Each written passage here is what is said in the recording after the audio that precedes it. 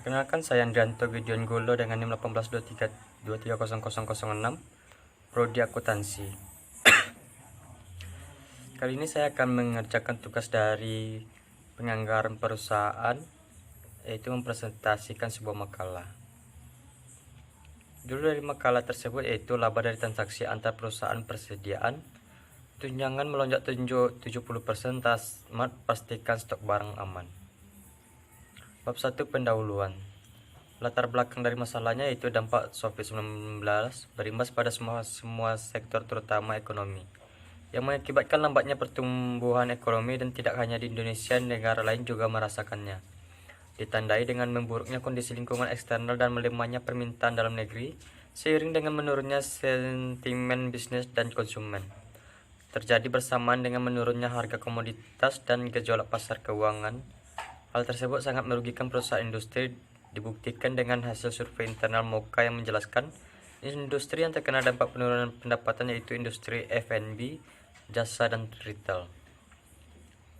Rumusan masalahnya itu yang pertama, Transmart bagaimana Carrefour menetapkan tingkat persediaan yang diperlukan dalam menjalankan operasional hariannya. Yang kedua yaitu bagaimana Transmart Carrefour menerapkan pricing strategi, bagaimana Transmart Carrefour menerapkan promosional strategi.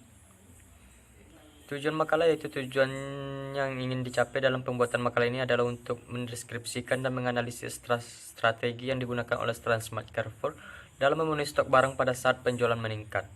Membuat makalah yaitu kita dapat mengetahui strategi-strategi yang digunakan oleh perusahaan retail yaitu Transmart Carrefour dalam memasarkan produk-produk pada saat keadaan pandemi COVID-19 dan cara Transmart Carrefour untuk itu sendiri dalam memenuhi stok barang agar tetap aman pada saat lonjakan penjualan meningkat. Bab 2, landasan teorinya yaitu pengertian transaksi antar perusahaan. Transaksi antar perusahaan terdapat berbagai macam, misalnya dalam transaksi jual beli persediaan, obligasi, dan transaksi atas aset tetap. Transaksi persediaan barang dan dagang timbul karena unit pembelian lebih besar daripada unit yang dijual. Yang kedua yaitu pencatatan bentuk transfer persediaan perusahaan. Yang pertama transfer biaya perolehan dan yang kedua transfer dengan keuntungan dan kerugian. Bab 3, pembahasannya. Profil dari perusahaan PT Carrefour Indonesia ialah sebuah kelompok supermarket internasional berkantor pusat di Prancis. Carrefour adalah kelompok retail kedua terbesar setelah Walmart. Gerai Carrefour pertama dibuka pada 3 Juni tahun 1957 di Annecy di dekat sebuah persimpangan. Carrefour dalam bahasa Prancis.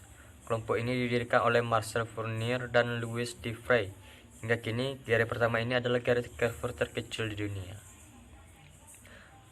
Penyebab permasalahan di pusat perbelanjaan, misalnya Transmart Carrefour, masyarakat memborong barang kebutuhan pokok seperti mie instan, beras, dan minyak. Antrian pengunjung juga terlihat di Supermindo, Pulau Mas, Jakarta Timur. Bahkan pengunjung yang sudah kehabisan troli dan keranjang rela menunggu pengunjung lain selesai berbelanja.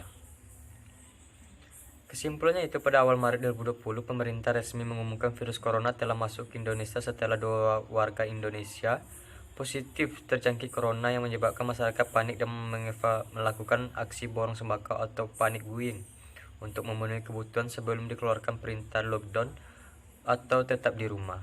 Akibat semakin banyaknya yang terjadi corona sehingga menyebabkan retail modern, swalayan hingga minimarket mengalami lonjakan pembelian dan dikhawatirkan dapat menyebabkan kelangkaan persediaan barang-barang pokok seperti sembako.